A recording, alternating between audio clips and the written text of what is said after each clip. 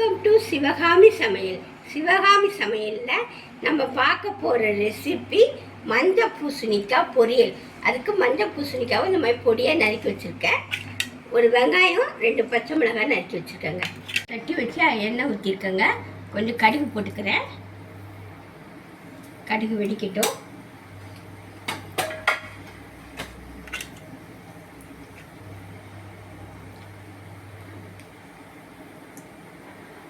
பாருங்கள், வெங்காயம் போட்டுக்கிறேன். ஒரு பச்சை மிளகாவை போட்டுக்கிறேன். கொஞ்சம் வதக்கிட்டு நம்ம எடுத்து வச்ச பூசணிக்காவை போட்டு நல்லா வேக விடணுங்க.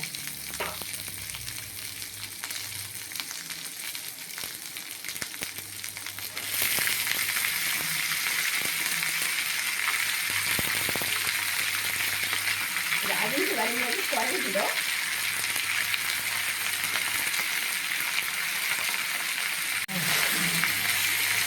ஒரு கிளறுக்கு கொஞ்சம் உப்பு போட்டு மூடி வச்சுருங்க.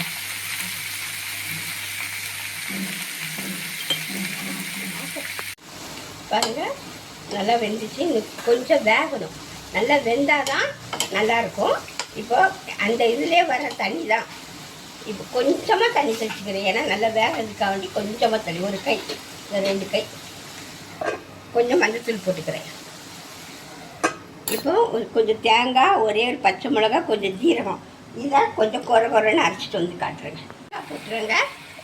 தேங்காய் போட்டு கொஞ்சம் ஒரு 10 நிமிஷம் அடுப்பில் இருக்கட்டுங்க. பாருங்கள், பொரியல் நல்லா தண்ணியெல்லாம் வற்றிச்சு நல்லா ட்ரை ஆகிடுச்சு பாருங்கள்.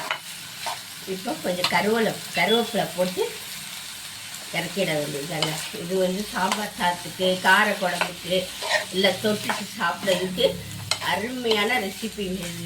இது உடம்புக்கு அவ்வளோ நல்லது. பூசணிக்காய் பொரியல் ரெடி ஆயிடுச்சுங்க. இந்த ரெசிபி உங்களுக்கு பிடிச்சிருந்தா சப்ஸ்கிரைப் பண்ணுங்கள், ஷேர் பண்ணுங்கள், கமெண்ட் பண்ணுங்கள். அடுத்த ரெசிபியோடு சந்திக்கலாம். நன்றி, வணக்கம்.